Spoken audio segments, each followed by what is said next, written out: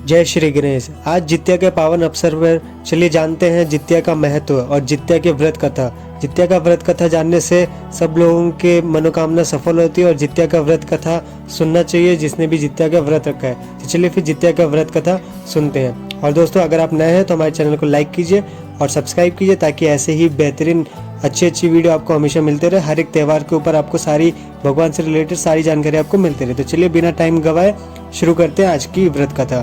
तो गौर से सुनिएगा दोस्तों और वीडियो को बीच में छोड़ के मत जाइएगा। तो चलिए फिर शुरू करते हैं। जीवित पुत्रिका व्रत कथा। श्री गणेशाय नमः। अथ जीवित पुत्रिका व्रत कथा। एक बार नैमिषारण्य के निवासी ऋषियों ने संसार के कल्याणार्थ सूत जी से पूछा, हे सूत, कराल कालिकाल में लोगों के बालक किस तरह दीर्घायु होंगे, सो कहिए। सूत जी बोले, जब द्वापर का अंत और कलयुग का आरंभ था, उसी समय बहुत सी शोकाकुल स्त्रियों ने आपस में सलाह की कि क्या इस कली में माता के जीवित रहते पुत्र मर जाएंगे। जब वे आपस में कुछ निर्णय नहीं कर सकी, तब गौतम जी के पास पूछने के लिए गई।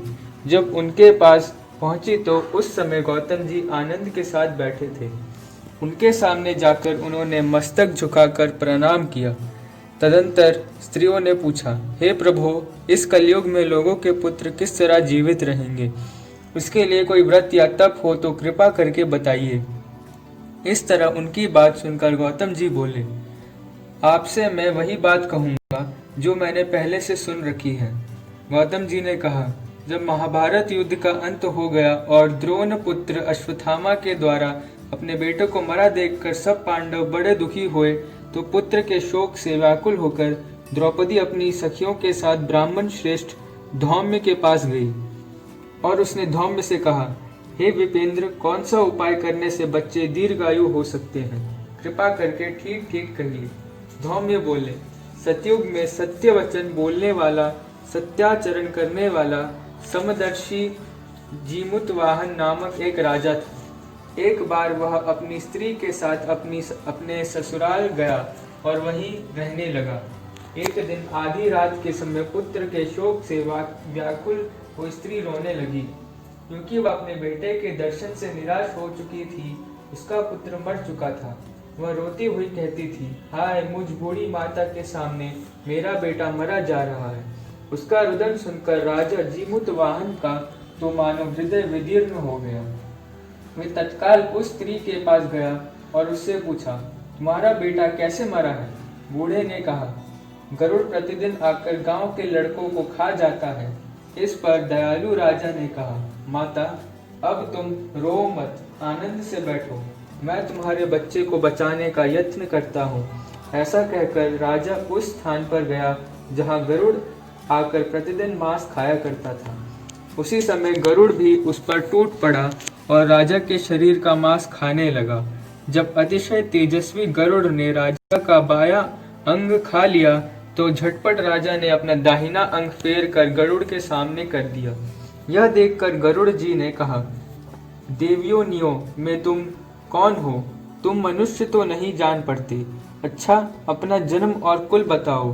पीड़ा से व्याकुल मन वाले राजा ने कहा, हे पक्षीराज, इस तरह के प्रश्न करना व्यर्थ है। तुम अपनी इच्छा भर मेरा मांस खाओ।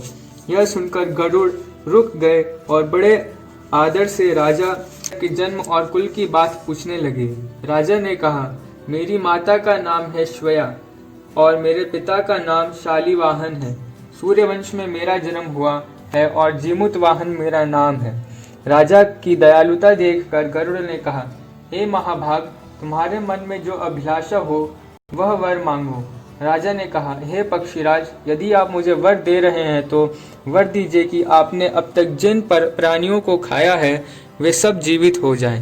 हे सौमिन, अब से आप यहाँ बालकों को ना खाएं और कोई ऐसा उपाय करें कि जहाँ जो उत्पन्न हो वे लोग बहुत दिनों तक जीवित रहें।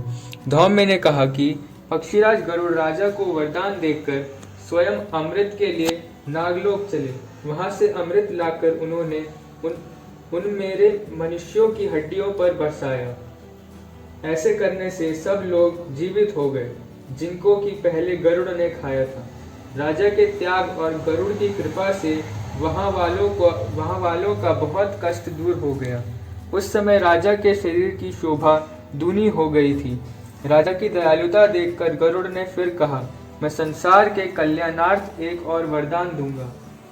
आज अश्विन कृष्ण सप्तमी के रहित शुभ अष्टमी तिथि है। आज ही तुमने यहाँ की प्रजा को जीवन दान दिया है। हे वत्स, अब से यह दिन ब्रह्म भाव हो गया है।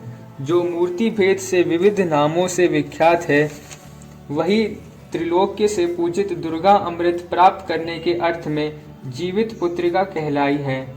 सो इस तिथि को जो स्त्रियां उस जीवित पुत्रिका की ओर कुश की आकृति बनाकर तुम्हारी पूजा करेंगी, तो दिनों दिन उनका सौभाग्य बढ़ेगा और वंश की भी बढ़ोतरी होती रहेगी। हे महाभाग, इस विषय में विचार करने की भी आवश्यकता नहीं है। हे राजन, सप्तमी से रहित और उदय तिथि की अष्टमी को व्रत करें, यानी सप्तमी विध अष्टमी जिस दिन हो उस दिन व्रत ना कर शुद्ध अष्टमी को व्रत करें और नवमी में पारण करें।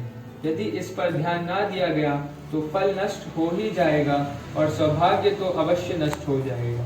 जीमूत वाहन को इस तरह का वरदान देकर गरुड़ वैकुंठ धाम को चले गए और राजा भी अपनी पत्नी के साथ अपने नगर को वापस चले आए।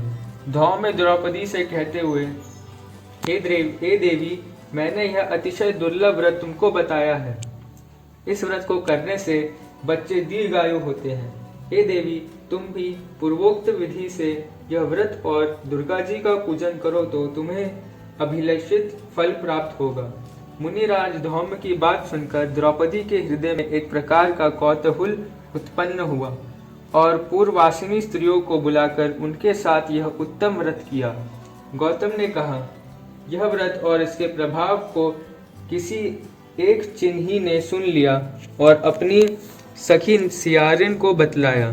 इसके बाद पीपल वृक्ष की शाखा पर बैठकर उस चिल्ही ने और उस वृक्ष के खोते में बैठकर सियारिन ने भी व्रत किया।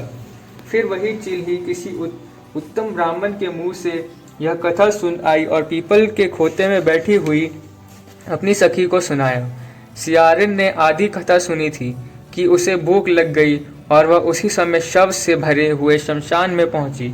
वहां उसने इच्छा भर मांस खाया और चिल्ही बिना कुछ खाए पिए रह गई और सवेरा हो गया। सवेरे वह गौशाला में गई और वहां गौ का दूध पिया। इस तरह नवमी को उसने पारण किया। कुछ दिनों बाद वे दोनों मर गई और अयोध्या में किसी धनी व्यापारी के घर जन्मी। संयोग से उन दोनों का जन्म एक ही घर में हुआ, जिसमें सियारिन ज्येष्ठ हुई और चिल्ही छोटी। वे दोनों सभी शुभ लक्षणों से युक्त थी, इसलिए बड़ी लड़की काशीराज के और छोटी उसकी मंत्री के साथ गार्हपत्य अग्नि के सामने विधि पूर्वक ब्याही गई। पूर्व जन्म के कर्मफल से वह मृगनयनी रानी हुई। जिस किसी भी संतान को उत्पन्न करती वह मर जाती थी और पूर्व जन्म की बातों को स्मरण करने वाली मंत्री की पत्नी ने अष्टवसुओं के सदृश तेजस्वी 8 बेटे उत्पन्न किए और सभी जीवित रह गए। अपनी बहन के पुत्रों को जीवित देखकर ईर्ष्यावश राजपत्नी ने अपने स्वामी से कहा कि यदि तुम मुझे जीवित रखना चाहते हो तो इस मंत्री के भी पुत्रों को उसी तरह भेज दो जहां मेरे बेटे गए हैं, अर्थात इन्हें मार डालो। यह सुनकर राजा ने उस मंत्री के पुत्रों को मारने के लिए कई प्रकार के उद्योग किए, पर मंत्री पत्नी ने जीवित पुत्रिका के पुण्य बल से बचा लिया। एक दिन राजा ने अपने आदमियों से उन पुत्रों का सिर कटवाकर पिटारी में रखवाया और वह पिटारी उनकी माता यानी मंत्री की पत्नी के पास भेज दिया। किंतु वे 8 सिर बेशकीमती जवाहरात हो गए और भले चंगे वे 8 लड़के अपनी माता के पास वापस चले गए। उनको जीवित देखकर राजपत्नी को बड़ा विस्मय हुआ। अंत में वह मंत्री की पत्नी के पास आई और उसने पूछा, बहन, तुम कौन सा ऐसा पुण्य किया है जिससे बार बार मारे जाने पर भी तुम्हारे बेटे नहीं मरते? इस पर मंत्री की पत्नी ने कहा, पूर्व जन्म में चिल्ही थी और एक सियारिन थी। दोनों ने व्रत किया था। तुमने व्रत के नियमों का भली भांति पालन नहीं किया था और मैंने किया था। इसी दोष से हे बहन, तुम्हारे बेटे नहीं जीते हैं। ओ राजरानी, अब भी तुम इस जीवित पुत्री का व्रत को करो तो तुम्हारे बेटे दीर्घायु होंगे। मैं तुमसे सच सच कह रही हूँ। उसके कथा अनुसार रानी ने व्रत किया, तभी से उसके कई बेटे सुंदर और दीर्घ आयु होकर बड़े बड़े राजा हुए। सूत जी कहते हैं कि जब सब प्रकार का आनंद देने वाले मैंने यह दिव्य व्रत बतलाया, स्त्रियां चिरंजीवी संतान चाहती हो तो विधि पूर्वक यह व्रत करें। इति पंडित श्री देव नारायण पाठक। ओम नमः भगवते वासुदेवाय नमः। तो दोस्तों देखा आपने, कैसी लगी आपको ये व्रत कथा। दोस्तों ऐसी ही अच्छी अच्छी व्रत कथा और अच्छी अच्छी जानकारी के लिए हमारे चैनल को सब्सक्राइब करना बिल्कुल मत भूलिए। हमारे चैनल को अभी सब्सक्राइब कीजिए और बेल आइकन दबा के उसे ऑल पर सेलेक्ट कीजिए। फिर मिलेंगे दोस्तों अगले वीडियो में। तब तक के लिए जय हिंद, जय भारत, राधे राधे।